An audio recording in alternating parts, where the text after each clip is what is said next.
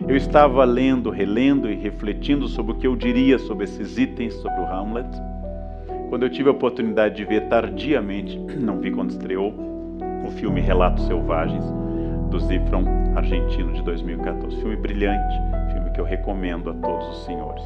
6 episódios curtos de vingança como Hamlet. 6 episódios em que 6 animais, enunciados nos créditos iniciais do filme, vão aparecer em 6 personagens. 6 episódios em que alguém decide. Por exemplo, no primeiro episódio, eu vou contar o filme, quem não quiser ouvir, tape nos ouvidos. Quem não viu, morra, eu vou contar igual. No primeiro episódio, descobre-se que alguém reuniu num único avião todos os seus inimigos e decidiu jogar esse avião contra um casal que são seus pais, que só descobrimos nos créditos do filme que eram seus pais. Como seria interessante pegar um avião, juntar quem fez bullying comigo, vizinhos, alguns parentes, ex-maridos, ex-mulheres, ex-noivos, ex-noivas, gente que esteve comigo, gente que se recusou a estar comigo, alunos, eventualmente, um ou outro. Naturalmente nenhum meu, eu não colocaria nenhum, né? Pessoas do meu mundo, uma ou outra síndica da minha existência. Se eu pudesse colocá-los num avião e jogá-los, que diria Hamlet, relido à luz da nossa consciência contemporânea? Pobre homem que acha que o problema do mundo está nos outros. Pobre homem que nessa vingança achou que ele era mal amado porque os outros eram incompreensíveis e jamais olhou para a sua própria caveira e perguntou, será que eles não tinham razão e que eu não era uma pessoa medíocre? Por que eu acho que todo mundo que me persegue tem inveja? Pode ser simplesmente alguém que esteja reconhecendo a minha falta de qualidades. Será que humildade não é o disfarce ético da falta de qualidades? Uma briga de trânsito vale a pena? O filme mostra 2 pessoas que, envolvidas numa híbris, num desequilíbrio, vão até a morte. E quando os 2 estão queimados num cadáver final, o guarda lança a hipótese, é um crime passional. E provavelmente sim, não passional porque os 2 homens, machos, héteros, alfa, tenham tido um caso, mas passional porque ambos são vítimas da sua paixão. Passional porque ambos não se conheceram e decidiram que o ressentimento de 2 mereceria a morte de ambos. Um por não ter o carro do outro e outro por não permitir que um carro simples barrasse a sua passagem. Se a minha honra está no ano do carro, há algo de podre no reino da Dinamarca. Muito podre. Como é que eu posso ser racional, um engenheiro num estado latino? É o que descobre o Sr. Bombita, um homem que pensa racionalmente, mas descobre que ele é guinchado e multado sem razão. E ele decide que o Estado deve ser racional, e ele morre nessa tentativa, não morre no sentido físico, mas ele decide se vingar do Estado. Curiosamente, ele é amado apenas quando faz essa vingança. O que fazer se o meu pior inimigo vier jantar no meu restaurante? Colocar veneno de rato na comida, obviamente. E matar o filho dele também, o mal hereditário. Tem que ser punido igualmente. Como é que eu livro um filho que se meteu numa grande enrascada ao atropelar uma grávida?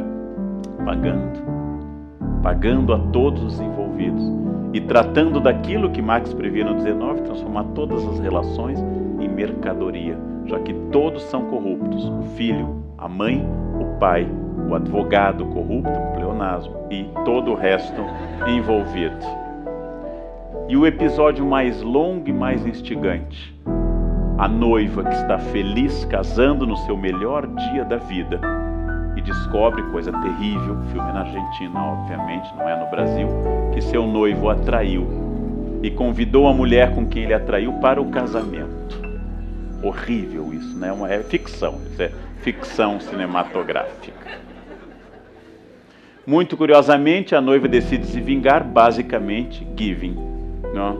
Basicamente, ela decide se vingar saindo com um cozinheiro. Depois passa a agredir a concorrente ao jogá-la no espelho e quebrar sobre ela. E por fim, os dois se enfrentam quase a ponto da morte e finalmente descobrem, um no outro, que naquela violência do traidor e da assassina, agora adúltera, um respeita o outro e enfim eles descobrem o amor. Estranhíssimo, absolutamente natural. Até então eles tinham descoberto o noivado e a data do casamento e o vestido e o pastrame quente citado no filme. Eles tinham descoberto a música do casamento, eles só não tinham olhado um para o outro. E ao se olharem em meio à situação de destruição da humanidade, ao se olharem no fundo do poço da agressão, os dois acabam constatando que se amam porque um animal olhou para o outro e se reconheceu como parte da manada. Um parou de idealizar o outro e pela primeira vez sujos de sangue e quase mortos, eles descobrem que se amam, como o Sr. Bombita só é respeitado na prisão e como os dois homens do trânsito só se encontram e se amam quando se matam e na morte. Hamlet diria, às vezes é preciso matar 8 pessoas para que a corte da Dinamarca se veja. Às vezes é preciso apenas tentar matar o marido para que ele descubra que eu o amo. Isso não é uma indicação pessoal, gente. Quero deixar claro que isso é uma análise literária. O que fazer diante da consciência? Hamlet percorreu 5 atos. Hamlet percorreu 5 grandes atos na maior peça em tamanho de Shakespeare.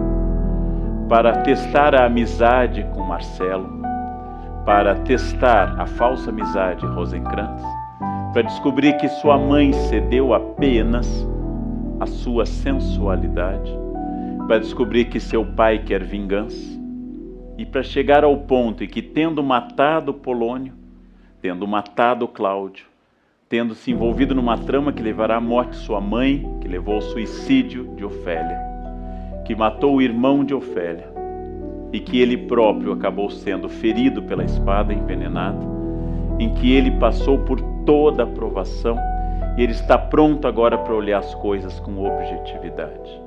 Como a peça segue regras retóricas, como todas as grandes tragédias, a personagem deve se mutilar ou morrer ao final. Ou ela deve matar, ou ser morta, ou se mutilar. Édipo arranca os olhos. Ifigênia, Ismália, todas as personagens trágicas, da Grécia até Amor de Perdição, de Camilo Castelo Branco para Sófocles atrás, todas as grandes peças, nós temos que purgar, temos que chegar à catarse. E Hamlet nos oferece um caminho um pouco distinto. Não é necessário que você mate 8 pessoas e a si, ou 7 e a si, para que você atinja a sua consciência. É necessário que pela primeira vez na vida, diz o Hamlet em longos monólogos, você consiga dizer apenas o que as coisas são. E para isso Hamlet teve que se fingir de louco. Me disse um psiquiatra no Rio de Janeiro, num congresso, e quando ele era diretor da Pinel na década de 70, todos os esquizofrênicos e outros abalados andavam pelo pátio da Pinel fazendo isso, andando para lá e para cá, falando num telefone imaginário. E ele descobriu que com a invenção do celular todos andam assim, que os esquizofrênicos apenas eram visionários do que seria neste momento. Diz ele também que todos os com síndrome persecutória viam câmeras filmando de todos os lados, e hoje nós estamos sendo filmados de todos os lados. Os loucos foram apenas faróis da raça, pessoas que intuíram o que aconteceria. Porque, como escreveu Erasmo no Elogio da Loucura, às vezes é preciso ser louco para dizer o óbvio. Às vezes é preciso ser louco para dizer que todos os problemas que nos são mostrados na televisão são problemas falsos, para que nós não vejamos os reais. Que todas as fotos que são exibidas nas revistas são enganos de consciência, para que eu não veja o que eu não quero ver, o rosto da Medusa. Que todas as festas são um barulho alto para impedir que eu expresse a melancolia densa e profunda da minha existência. E que quanto mais eu fotografar e passar adiante, comunicar, e quanto mais eu escrever potássio, potássio, potássio, é maior sinal que eu estou triste, triste, triste. Porque eu estou precisando que o mundo inteiro curta a vida que eu não estou curtindo. Que o mundo inteiro me diga como é legal a vida que eu próprio estou achando insuportável. E se muitas pessoas me disserem isso, eu consigo evitar que o resto seja silêncio. Eu consigo evitar a solidão.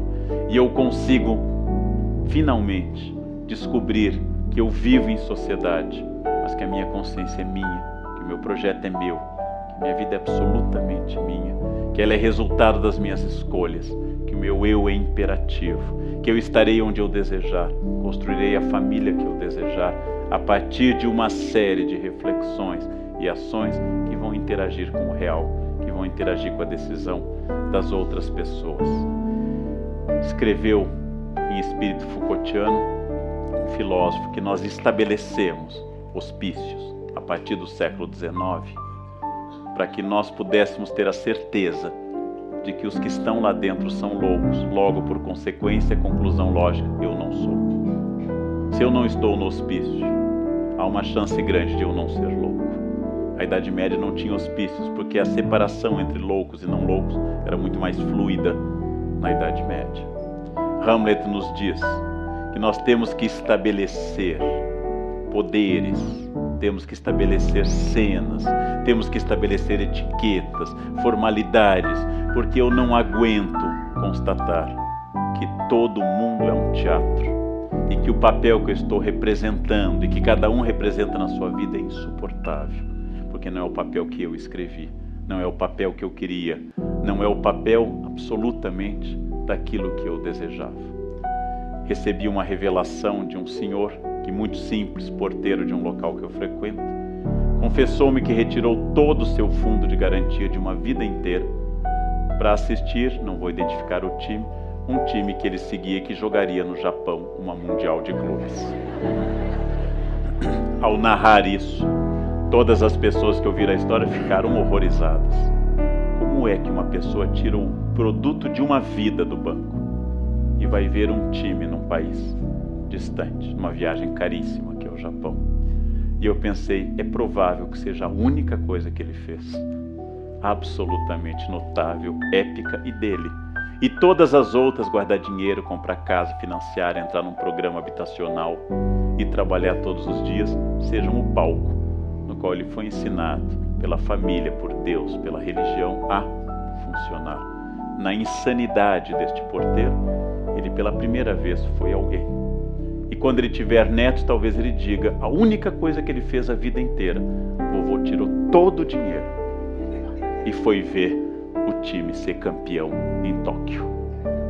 Os netos não saberão, como ele não sabe bem onde fica Tóquio, mas aquele ato extremo, ousado, terrivelmente épico, foi a grande insanidade lógica que deu luz e sentido à vida dele.